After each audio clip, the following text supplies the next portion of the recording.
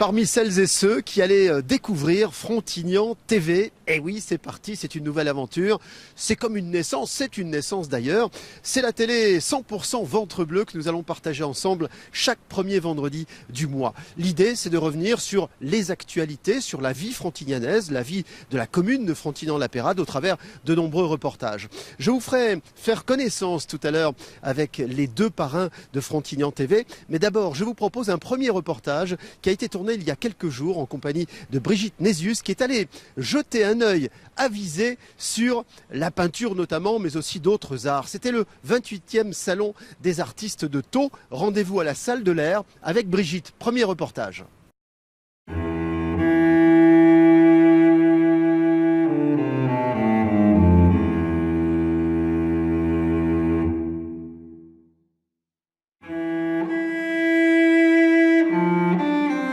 Bonjour, alors vous êtes présidente de l'association culturelle et laïque frontignanaise qui organise le Salon des artistes de Thau.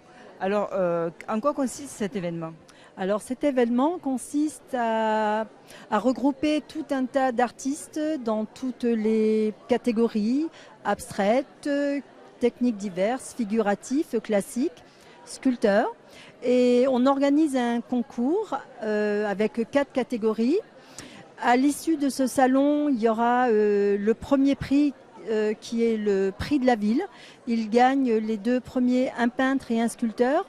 Une semaine d'exposition avec toute la publicité médiatique. Et puis après, 4 prix dans chaque catégorie. Alors peinture et sculpture aussi. Peinture et sculpture. Alors vous me disiez tout à l'heure que vous manquez un petit peu d'œuvres de sculpture. On manque énormément de sculpteurs tous les ans. Cette année encore, je n'en ai que 6. J'ai dû faire appel à tout un réseau, mais pas assez, toujours pas assez de sculpteurs. Donc vous faites un appel ? Je fais un appel pour beaucoup de sculpteurs l'année prochaine. Alors on est à la 28e édition, donc c'est quand même un événement qui prend de l'ampleur tous les ans. Oui. Ah oui, les premières années, il y avait 12, 15 exposants. Cette année, nous en avons 57, avec un niveau important quand même, un très très beau niveau. C'est toute la France ?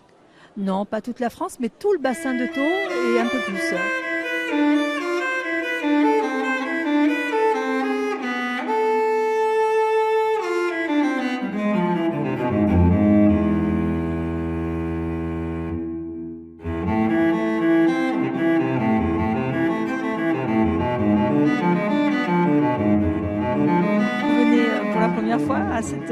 À cette exposition ? Ici, oui, mais je viens souvent grâce à Aurélia Grit.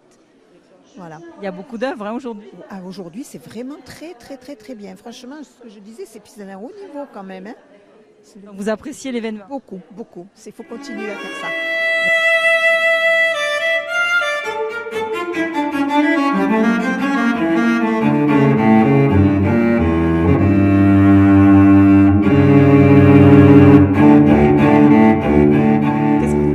Cet événement ? C'est très bien que les artistes ont le choix de pouvoir montrer leur travail. C'est une chance pour eux de pouvoir montrer un travail et de se comparer à d'autres. C'est la première année que vous venez ? Non, moi c'est plusieurs années, j'ai été invité d'honneur à ce salon. Vous êtes peintre ? Oui, tout à fait. Donc oui, c'est bien que les gens se confrontent, ça donne des avis différents et c'est bien que les artistes se rencontrent aussi entre eux pour pouvoir échanger aussi sur leurs recherches. Et l'événement donc vous plaît ? Oui, c'est un très bel événement et il n'y en a pas déjà beaucoup dans le coin, donc c'est déjà bien que les artistes puissent se rencontrer.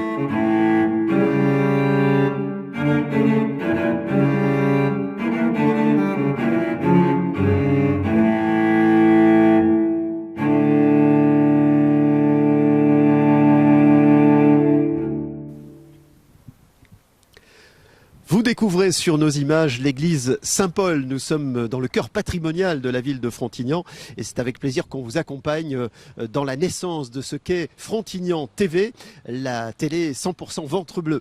Nous allons continuer à découvrir les reportages dans cette ville que je connais plutôt bien puisque j'ai eu la chance et j'en garde un très bon souvenir d'y habiter près de 10 ans.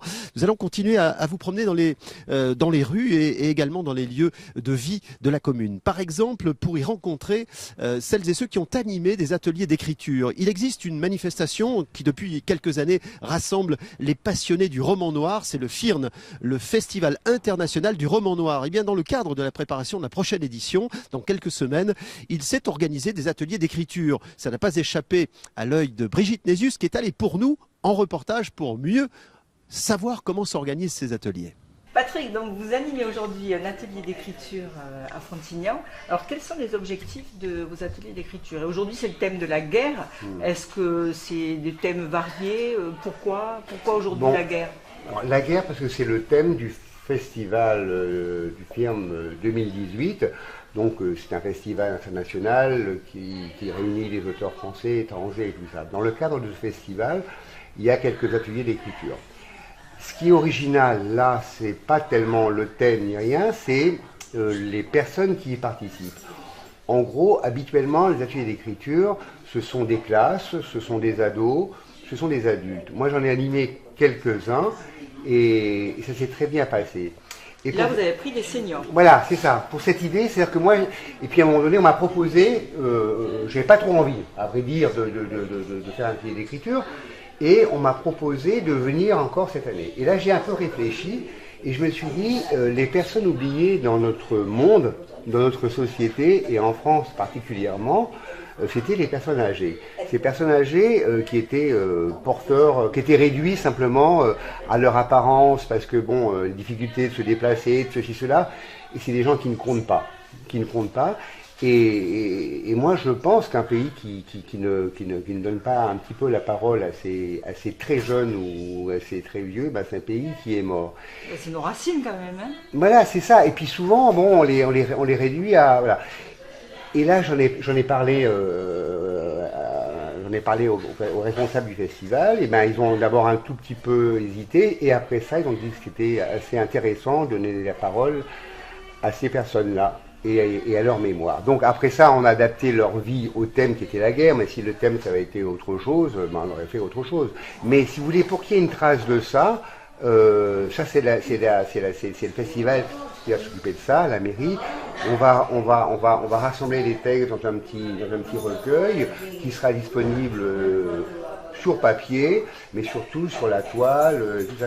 Il y aura une trace de tout cela. C'était avant-hier, il y a un monsieur qui était là, qui a eu une vie très douloureuse en Indochine, et le fait de commencer d'en parler de manière très très discrète devant tout le monde, ça l'a mis dans un état d'émotion où il ne veut pas continuer, parce que ça le bouleverse trop. Je suis très, je suis très ému et touché par cette personne, et carrément des rapports affectueux, quoi. C'est-à-dire que je suis là depuis une semaine, donc j'habite à Montpellier, je viens tous les jours, mais je sors pas.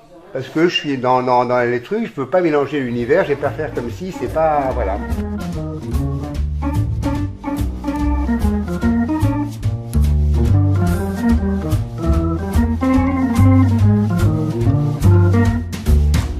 Alors vous êtes élu aux personnes âgées à la mairie de Frontignan, donc que vous inspirent ces ateliers d'écriture? Moi, ces ateliers est vraiment l'opportunité pour ces personnes de parler de leur passé. Et ce qui est formidable, ce sont des gens qui souvent oublient, hein, ils ont des problèmes de mémoire, etc. Et là, le passé revient en force. Ils parlent des événements, comme cette dame tout à l'heure qui avait 3 ans et qui a une mémoire extraordinaire. À 3 ans, moi, je ne pense pas me souvenir de ce que j'ai vécu à 3 ans. Elle a raconté sa guerre d'Espagne, mais à sa façon. Et c'est très, très touchant. Parce que ce sont des personnes qui ont une vie, un passé. Et l'opportunité qu'ils ont d'être en maison de retraite, c'est que ce sont des personnes qui viennent de divers horizons et qui peuvent parler enfin de choses communes, quoi. Et ça, c'est vraiment très important. Ils partagent en fait leurs expériences. Là, c'est plutôt des expériences douloureuses. C'est pour ça peut-être qu'ils ont été marqués et qu'ils s'en souviennent encore. Tout à fait. Et donc, ça permet justement d'évacuer ces sentiments. Alors, c'est sûr, je pense qu'ils ont passé quelques nuits difficiles parce que ça remet en question un tas de souvenirs. Mais en même temps, la parole se libère et je crois que c'est important. Cette maison de retraite où il se passe beaucoup de choses, il y a beaucoup d'animations. Et ça, c'est une animation intéressante qui parle de leur vécu. C'est pas quelque chose qu'on leur impose, c'est quelque chose qui sort d'eux-mêmes. Et je crois que c'est ça l'important, c'est que la personne se sente concernée et enfin parle d'elle-même. Et c'est une très très belle expérience que d'avoir mis en place cet atelier d'écriture, je pense. Et je me rappelle qu'il m'avait fait une robe noire, toute noire. Voilà. Pour le deuil de ma mère. Et je me rappelle de l'enterrement de ma mère. Je sais dans quel cimetière elle est, mais pas l'endroit. Vous êtes au bon endroit, c'est Frontignan TV que vous découvrez pour la première fois et qui va vous emmener chaque mois sur les traces de la vie frontignanaise. Je suis avec Jean Garret qui est vice-président du Frontignan Tau Handball. Regardez ces escaliers magnifiques de la salle Voltaire que nous allons descendre avec Jean pour dire un mot évidemment de ce club emblématique de la commune, le club de handball, un sport qui est très prisé ici, Jean. Ben oui, actuellement je pense le club phare de la région, du bassin de Thau. Et voilà, nous avons des excellents résultats. Et je pense qu'on ne va pas s'arrêter là. Voilà. Bon, on va faire connaissance avec une partie de l'équipe, en tout cas quelques membres emblématiques. En attendant, quelle est l'actualité cette année du club? Est-ce que ça se porte bien à tous les niveaux, dans toutes les, dans tous les échelons de la compétition? Nous avons notre équipe phare masculine qui évolue en National 1. On a été donc... On est actuellement deuxième du championnat, ce que c'était inespéré pour nous, pour une première. Et donc du coup, le maintien assuré pour cette année. Des projets pour essayer de construire au niveau de cette équipe, de stabiliser financièrement un petit peu pour pouvoir éventuellement dans quelques années aller peut-être un niveau dessus. Mais pour le moment, on va essayer de structurer avant tout. Et les filles qui sont en National 2 et qui sont en phase de monter en National 1 cette année. Donc ça veut dire qu'on aura, je pense, si tout se passe comme on veut, on sera le seul club, je pense, de France à avoir deux équipes, filles et garçons, en National 1. Bravo, bravo. Alors Jean, avant de se quitter et d'aller voir une autre partie de l'équipe, un mot sur ce que draine le handball ici à Frontignan et autour du bassin de Thau, puisque c'est aussi parfois tourné à l'événementiel. Il y a le sport et puis il y a tout ce que ça peut entraîner dans son image. Oui, mais actuellement on nous a contacté, la fédération nous a contacté pour organiser des stages de l'équipe de France, jeunes filles de beach hand, nouvelle discipline en France. Donc là ils nous ont contactés. Vu les installations qu'il y a actuellement sur Ballaruc, le stage se déroule actuellement sur Ballaruc, mais nous sommes, le club support de cet événement. La Ligue Occitanie nous a aussi contactés pour organiser un beach sur Frontignan, qui aura lieu le 30 juin sur la plage des Aresquais. Magnifique plage, à la Paillote, le spot. Donc là c'est un autre rendez-vous. Et un dernier rendez-vous, l'équipe de France masculine et féminine, senior, qui accueille les équipes d'Espagne, filles et garçons, du 11 au 16 juillet, stage aussi de l'équipe de France. Et toute l'actu du handball sur la commune de Frontignan. Venez Jean, on va s'avancer, on va aller à la rencontre d'autres personnalités du club de hand, Frontignan Tau Handball. On est à vous dans un instant.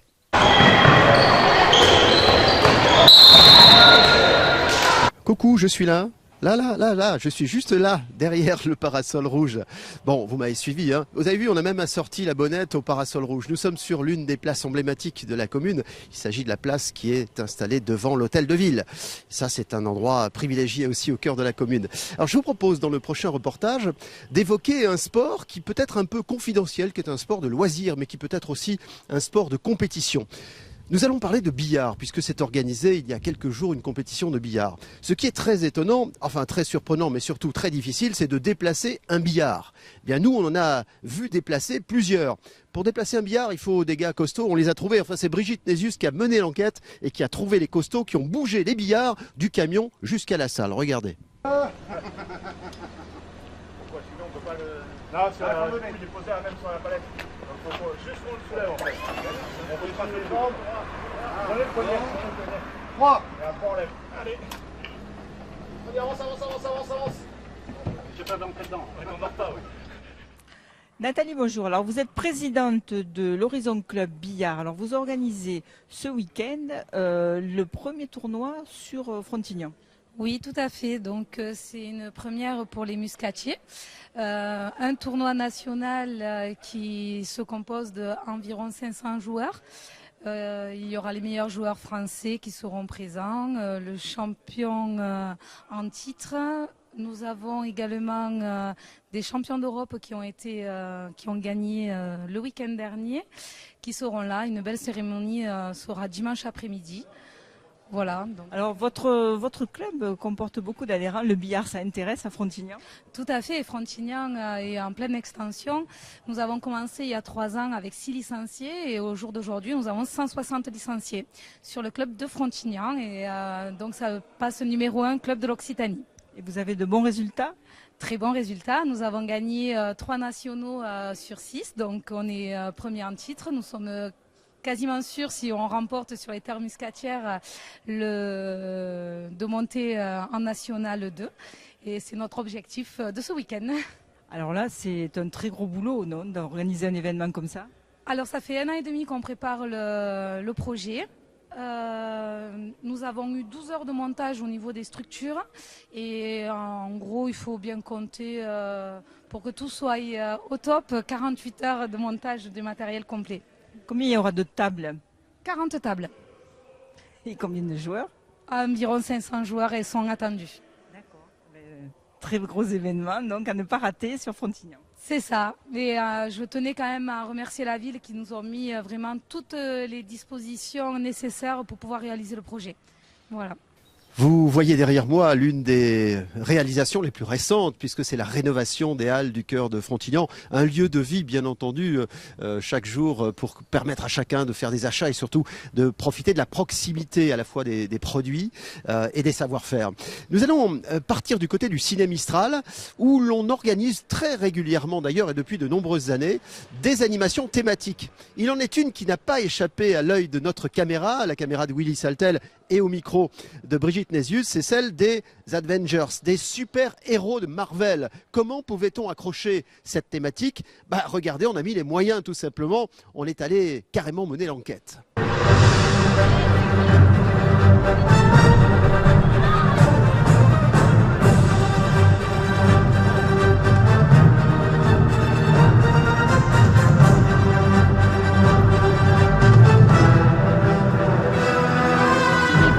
Tu es un super-héros, mais moi j'ai trouvé encore mieux. J'ai trouvé Batman et Wonder Woman qui organisent un événement aujourd'hui à Frontignan, un événement qui s'appelle... C'est une soirée spécifique pour la sortie de Avengers, le nouveau film de Marvel sur les super-héros. Alors ça consiste en quoi? Comme vous avez pu le voir, on fait des regroupements de pas mal de stands. Donc on a des cosplayers en fait qui se promènent pour prendre des photos avec les personnes. Et on a des stands de jeux, des expositions, des Lego, à manger un peu typique américain, et puis des petits ateliers de fabrication avec les enfants. Alors votre association, elle s'appelle comment? Sci-Fi Team. Et qu'est-ce qu'elle fait, à part de genre d'événements comme ça? Alors, on apprend à faire des cosplays, enfin des costumes en fait. On a des réunions où justement Alexandre nous explique, parce que du coup c'est tout Alexandre qui nous explique son savoir. Et entre cosplayers, on s'entraide également. On se donne des petites astuces, comment faire pour coudre la cape ou pour apprendre à faire des armures. Beaucoup d'adhérents? Oui, quand même. Combien maintenant d'adhérents? 35. 35, la majorité ce sont des Frontignanais, autrement c'est des Sétois, quelques Montpelliérains, parce qu'en fait on est la seule association de ce type dans l'Hérault. Donc en fait il y a 3 associations dans le Languedoc, il y en a une, enfin le Languedoc, Occitanie, il y en a une sur Amélie-les-Bains, une sur Orange et ici. Donc vous faites un appel au peuple? Oui, surtout aux passionnés, parce que nous on recherche surtout des passionnés, parce que ça prend quand même du temps. La fabrication, du coup, comme disait Wonder Woman, les costumes. Et puis après, on fabrique aussi des décors, des gros vaisseaux spatiaux. On collectionne les consoles de jeux, les vieilles consoles de jeux rétro gaming. On intervient dans les médiathèques, dans les collèges. Et on intervient surtout dans les conventions. Alors, c'est des regroupements de passionnés avec des boutiques. Dès la prochaine, ça sera ce qu'on appelle le MAGS à Montpellier, le 12 et 13 mai. Et il peut y avoir des enfants dans votre association? Plus à partir de 15-16 ans quand même. D'accord. Alors, prochain événement en mai, mais après le 12 et 13 mai, donc on sera à Montpellier.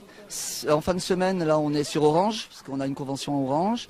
Et après, pour les Frontignanais, on va être présent une semaine. Donc la semaine du 14 au 19 mai, on est à la médiathèque de Frontignan avec une semaine spéciale Star Wars. Donc il y aura des décors de Star Wars, des jeux Star Wars, une expo Star Wars et un gros Faucon Millenium qui fait 3 mètres de Star Wars.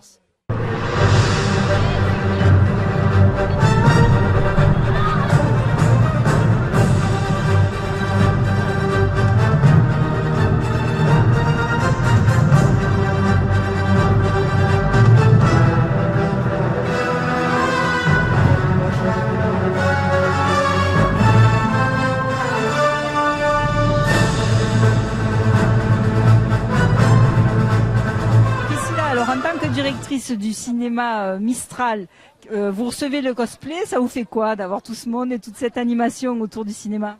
Ça me met en joie. Je trouve ça génial, quoi. C'est vraiment le cinéma qui vit de manière différente. C'est le rêve des enfants et des grands sur l'écran qui basculent dans le jardin du cinéma. Voilà, être entouré de Iron Man, Wonder Woman, les parents et les enfants qui vivent des choses ensemble. Enfin, voilà, je trouve que c'est plutôt beau. Voilà. Ça amène beaucoup plus de monde.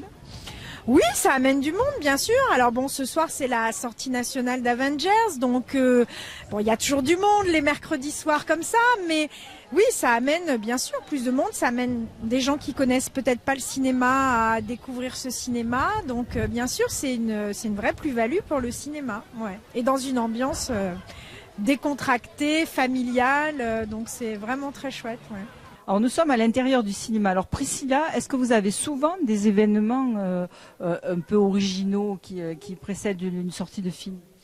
Alors, originaux, parfois on a simplement des soirées débats, mais on a quand même en moyenne un événement par semaine au Ciné Mistral, ce qui pour un cinéma de cette taille-là est quand même assez original. Voilà, c'est un cinéma très animé avec des soirées, mais aussi en journée des ateliers avec les enfants. Enfin, c'est plutôt un lieu vivant autour du cinéma. Alors le prochain gros événement du cinéma?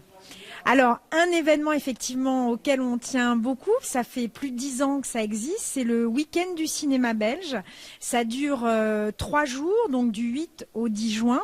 Et c'est un événement autour de films belges, de films dans l'actualité, mais aussi des films inédits belges, et en présence des réalisateurs. Et avec le samedi soir, une soirée guinguette, moules frites, fanfare. Avec énormément de monde dans le jardin du cinéma, dans une ambiance très festive, tout ça autour du cinéma belge. Je vous donne rendez-vous pour le 11e week-end du cinéma belge au Ciné Mistral à Frontignan du 8 au 10 juin 2018.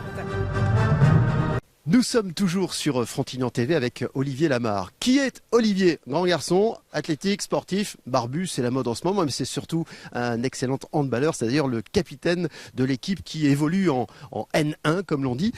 Olivier, une belle saison en perspective cette saison? Une très belle saison. On a réalisé un championnat où on ne s'attendait vraiment pas à être à ce niveau-là. On a pas très bien commencé, mais on n'a jamais perdu espoir et on a réalisé de grandes performances et on est très content de notre saison jusqu'à présent. Il nous reste encore 4 matchs, mais pour le moment, on est satisfait de notre saison. On va suivre ça de très très près. Alors, quand on est capitaine, on a une mission. Et la mission, elle est complexe. Hein.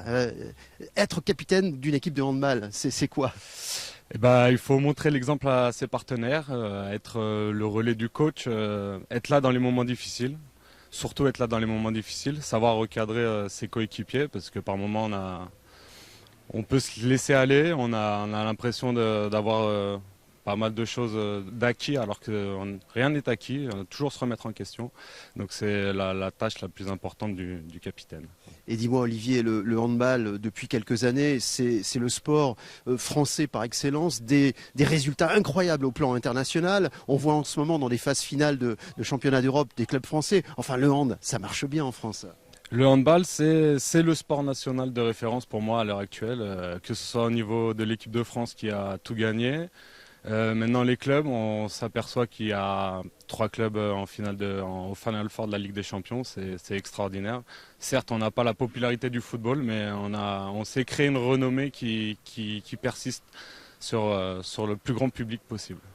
Olivier Lamarre, le capitaine de l'équipe qui évolue en N1. Je vous fais une confidence. Enfin, je vais demander à Willy qui est derrière la caméra de vous faire cette confidence. Olivier, tu bouges pas, hein, tu bouges pas. Voilà. En fait, bon là maintenant on peut le dire hein, parce qu'il n'y a plus personne qui regarde et qui écoute. Hein. Et tu mesures combien? 1m95. Et je me disais quand même c'est bizarre, je me sentais vraiment plus petit. Ah non, vous avez vu ça? Bon, je suis pas d'accord. Allez, dans quelques instants, on continue à vous parler de handball sur Frontignan TV. À tout de suite.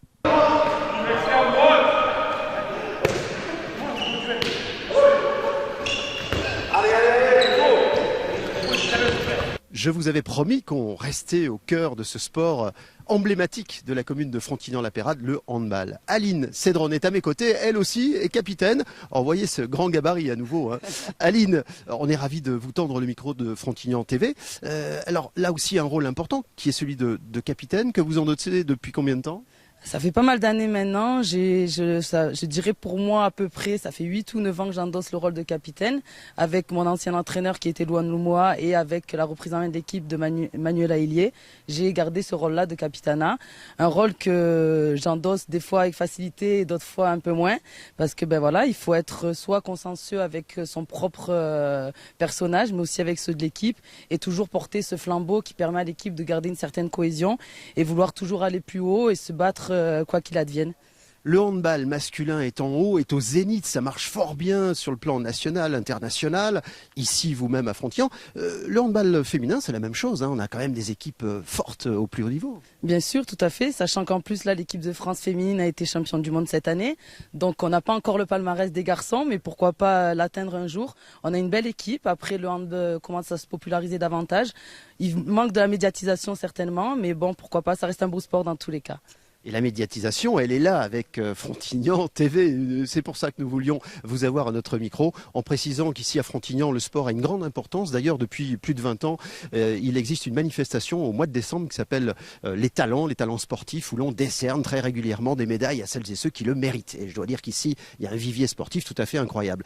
Merci beaucoup Aline. Vous restez dans les parages, j'ai pas encore rencontré tout le monde. Ça marche, je reste pas loin, je reste pas très loin. Merci à vous pour aujourd'hui. Bon, est-ce qu'on découvre, là voilà, maintenant qu'on est entre nous, mais je me disais, j'étais encore une fois plus petit, c'est absolument... Ah non, mais vous filmez encore, là, mais c'est dingue. Willy, enfin, on montre pas tout à la télé. Bon, allez, je me mets sur le même plan. Ah oui, ouais. J'en profite pour lui faire la bise. Je peux de votre part.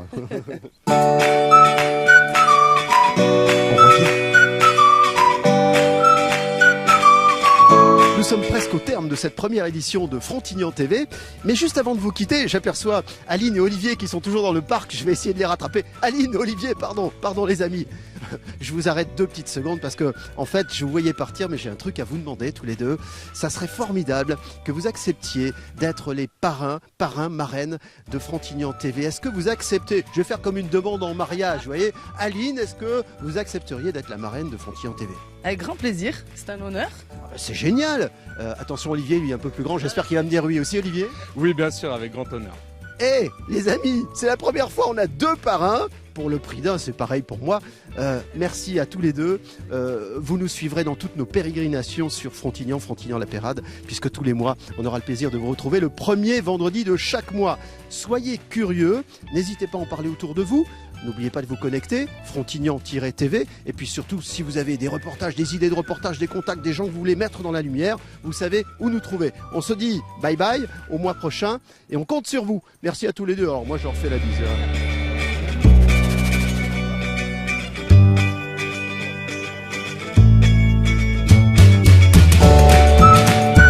Presque au terme de cette première édition de Frontignan TV. Alors avant de vous quitter, je m'aperçois que Aline et Aline.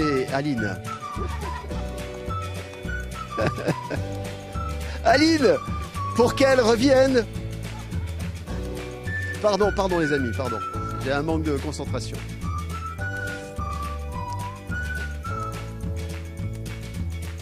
Nous sommes...